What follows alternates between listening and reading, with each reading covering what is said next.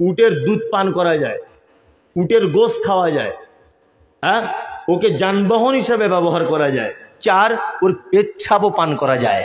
कौन है? উটের পেচ্ছাপ পান করবেন, অনেক রোগ ভালো হয়ে যাবে। कहाँ से आते हैं? এটা একটু কেমন বিরাদানে ইসলাম, একটু মনোযোগ সহকারে শুনবেন।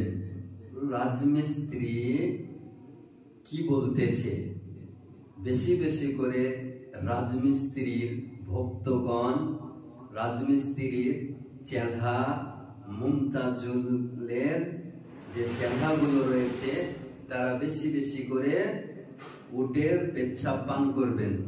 আর যদি উটের পেচ্ছাপে পেট না ভরে, তাহলে আমাদেরকে বলবেন। আমাদের মাদ্রাসায় অনেক তলেবে ইলম রয়েছে, তারা যে ডাইরেক্ট মুমতাজুলের মুখে পেচ্ছাপ করবে, তাহলে পেট ভরে উটের পেচ্ছাপ পান করতে হবে না, তলেবে ইলমের পেচ্ছাপ পান করবে। একটু মনোযোগ সহকারে শুনবেন। এই রাজমিস্ত্রি বলতেছে উটের বেশি বেশি করে পেচ্ছাপ পান করবে, তাহলে রাজমিস্ত্রির ভক্তগণ অনেক রয়েছে, তারা উটের পেচ্ছাপ পান করুক। আমরা আহলুস সুন্নাহ ওয়াল জামাতের ব্যক্তি, আমরা উটের দুধ পান করব, আর ওরা উটের পেচ্ছাপ পান করুক। বর্তমান সময়ে উটের পেচ্ছাপ পান করা যাবে কিনা এই সম্পর্কে আপনি হাদিস শরীফ উঠিয়ে দেখুন। এখনকার বর্তমান সাধারণভাবে উটের পেচ্ছাপ পান করা জায়েজ নয়। আমার মহানবী সাল্লাল্লাহু তাআলা আলাইহি ওয়াসাল্লাম যাদের উটের পেচ্ছাপ ও দুধ পান করতে বলেছিলেন, তারা নির্দিষ্ট রোগে আক্রান্ত ছিলেন। এই কারণে আমার মহানবী সাল্লাল্লাহু তাআলা আলাইহি ওয়াসাল্লাম তাদেরকে উটের দুধ ও পেচ্ছাপ পান করার নির্দেশ দিয়েছিলেন। কিন্তু বর্তমান যুগে উটের পেচ্ছাপ পান করা জায়েজ নয়। আজকের যুগে সেই রোগের শত শত বিকল্প চিকিৎসা রয়েছে, এই জন্য সাধারণ অবস্থায় এটি খাদ্য পানীয় হিসাবে বৈধ নয়। হ্যাঁ, যারা মুমতাজুল রাজমিস্ত্রির মতো আছে তাদের জন্য হয়তো বৈধ, কারণ এদের জিহ্বাতে হালাল খাদ্য শুট করে না, এরা হারাম খাদ্য পছন্দ করে। হারাম খোরেদের জন্য হারাম খাদ্যই ঠিক রয়েছে। আমার মহানবী সাল্লাল্লাহু তাআলা আলাইহি ওয়াসাল্লাম সাহাবাগণের মধ্যে কয়েকজন মদিনায় অসুস্থ হয়ে পড়েছিলেন। নবী পাক সাল্লাল্লাহু তাআলা আলাইহি ওয়াসাল্লাম তাদেরকে বলেছিলেন উটের দুধ ও পেচ্ছাপ পান করতে। বুখারী শরীফ হাদিস নাম্বার 233, মুসলিম শরীফ হাদিস নাম্বার 1671 এর মধ্যে উল্লেখ রয়েছে। কিন্তু বর্তমান যুগে, বর্তমান সময়ে পেচ্ছাপ পান করা উটের জায়েজ নয়। কোন মাযহাবে উটের পেচ্ছাপ পান করা বর্তমান সময়ে জায়েজ নয়। এটি চিকিৎসার জন্য আমার মহানবী সাল্লাল্লাহু তাআলা আলাইহি ওয়াসাল্লাম বিশেষ অনুমতি দিয়েছিলেন। তারা আরবের উট পালিত অঞ্চলে গিয়ে সুস্থ হয়ে ফিরে আসেন। 4 মাযহাব মোতাবেক উটের পেচ্ছাপ পান করা যাবে কিনা এ সম্পর্কে কি বলে?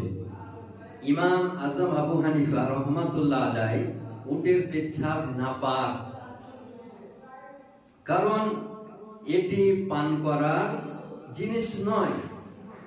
আর ইমামে শাফি, ইমামে মালিক, ইমামে হাম্বল এই 3 মাযহাব মোতাবেক উটের পেচ্ছাপ পান করা বর্তমান সময়ে জায়েজ নয়।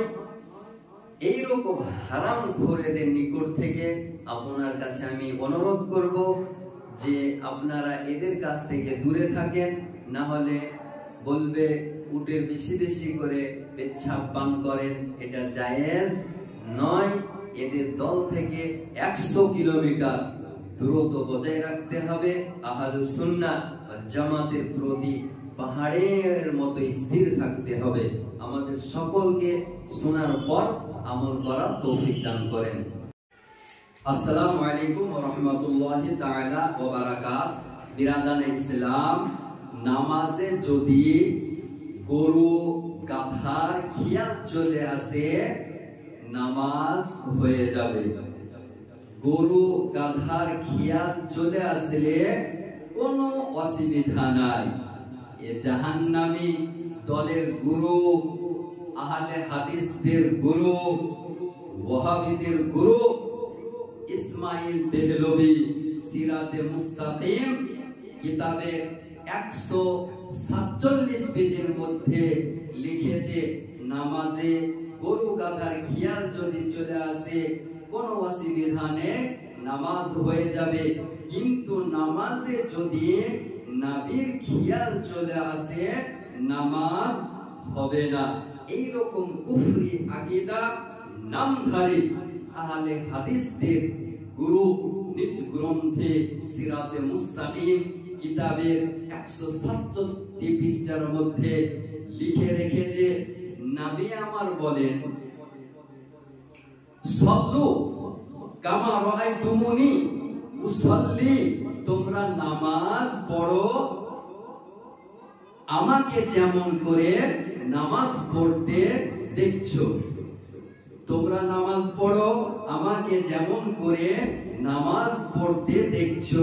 নামাজ কেমন করে পড়বেন, রুকু কেমন করে করবেন, সাজদা কেমন করে করবেন, কিয়াম কেমন করে করবেন, তাশাহুদ কেমন করে করবেন।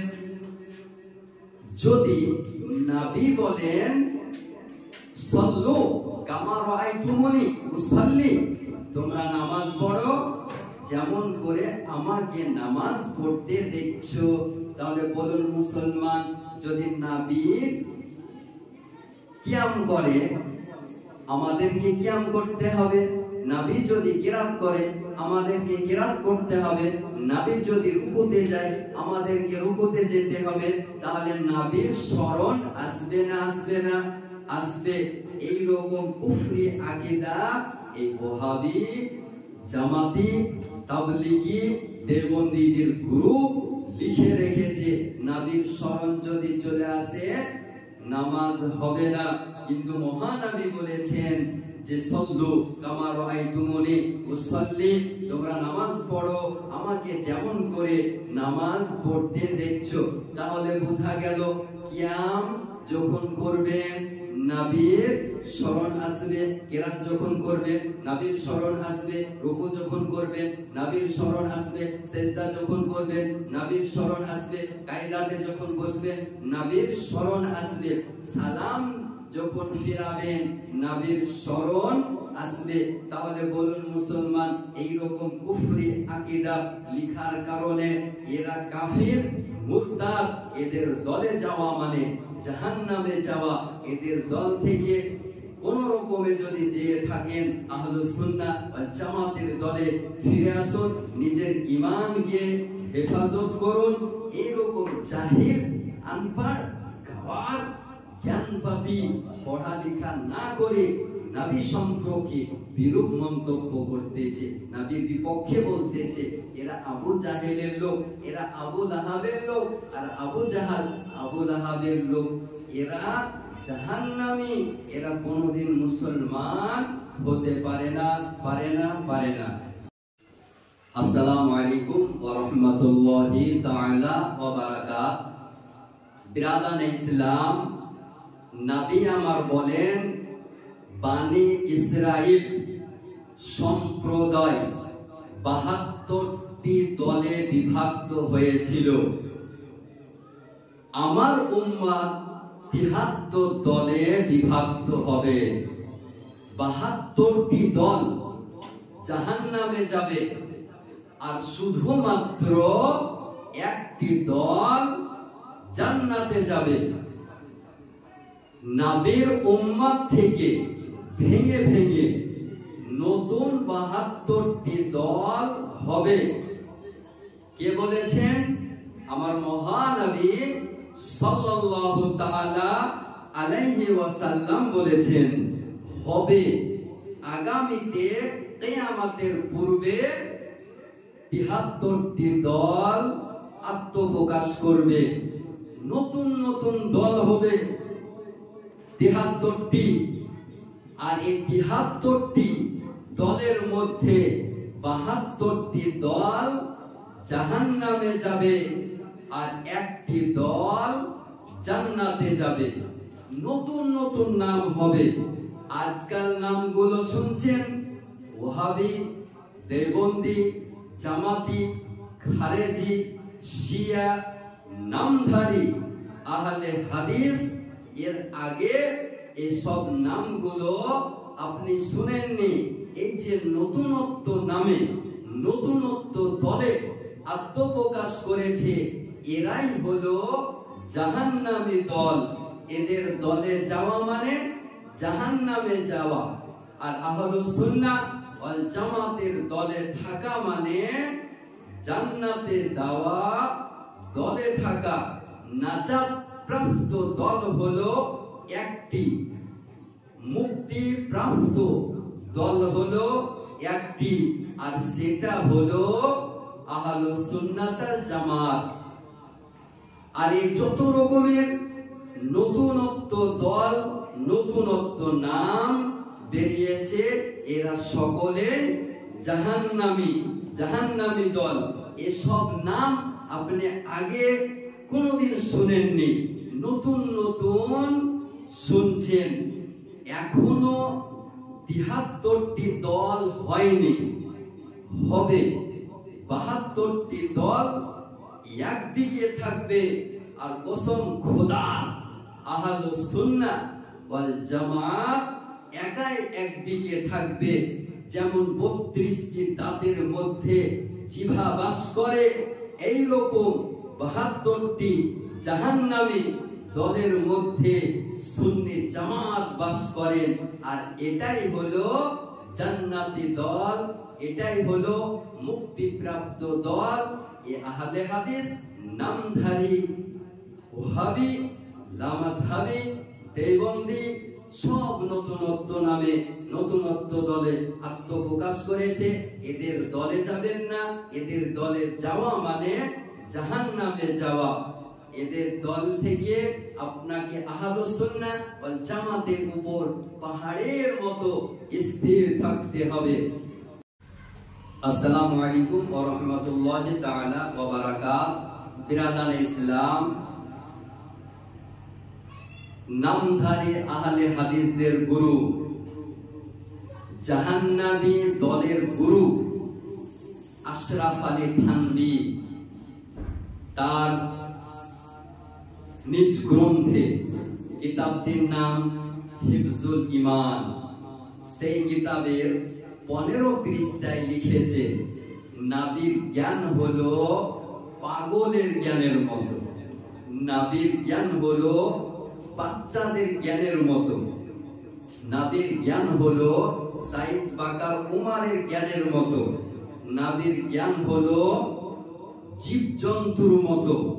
বলুন মুসলমান, কোন ব্যক্তি যদি নবীর জ্ঞানকে বাচ্চাদের জ্ঞানের সঙ্গে তুলনা করে, নবীর জ্ঞানকে যদি কোন ব্যক্তি জীবজন্তুর জ্ঞানের সঙ্গে তুলনা করে, ওই ব্যক্তি কোনদিন মুসলমান হতে পারে না। আর তার মান্যকারীরাও মুসলমান হতে পারে না। কারণ কাফিরকে মান্য করলে কাফিরই হওয়া যায়, মুসলমানকে মান্য করলে মুসলমান হয়। তাহলে এই রকম কুফরি আকীদা আশরাফ আলী থানভী এই তাবলীগী জামাতের গুরু হিফজুল ঈমান কিতাবের 15 পৃষ্ঠায় লিখেছে। এই তাবলীগী জামাত কাকে বলে জানেন? হাড়ি বাহার দল, গ্যাস বহার দল। এর মসজিদে যাবেন তো দেখবেন এদের মসজিদ নয়, মনে হয় রান্নাশালা, রান্নার ঘর মনে হয়। এরা মসজিদকে রান্নাশালা বানিয়ে রেখেছে। গ্যাস বাহার দল, হাড়ি বহার দল, নগরে নগরে, শহরে শহরে, গ্রামে গ্রামে দেখেন না, হাড়ি নিয়ে, বস্তা নিয়ে, চাটাই নিয়ে, লোটা নিয়ে, গ্যাস নিয়ে যাচ্ছে। এরাকে বলা হয় তাবলীগী জামাত। এদের দলে যাওয়া মানে জাহান্নামে যাওয়া। এদের কুফরি আকীদা জানার পর কোন ব্যক্তি যদি এদেরকে মুসলমান মনে করে, সে ব্যক্তি কাফির হয়ে যাবে। এরা মুসলমান নয়, এরা কাফির, মুরতাদ। এদের দলে যাওয়া যাবে না। আহলুস সুন্নাহ জামাতের উপর আপনাকে আমাকে পাহাড়ের মতো স্থির থাকতে হবে, নিজের ঈমানকে হেফাজতে রাখতে হবে। একটি কথা মনে রাখবেন, যখন কোন কুকুর ঘাস খায়, তাহলে আপনাকে বুঝে নিতে হবে যে কুকুরের পেটে অসুখ হয়েছে। আর কোন ব্যক্তি যদি হাড়ি বহার দলে, নামধারী আহলে হাদিসদের দলে যায়, জামাতিদের দলে যায়, তাহলে ভেবে নিতে হবে এর ঈমান নষ্ট হয়ে গিয়েছে, এর ঈমান চলে গিয়েছে। এদের কাছ থেকে 100 কিলোমিটার দূরত্ব বজায় রাখুন, নিজের ঈমানকে হেফাজতে রাখুন।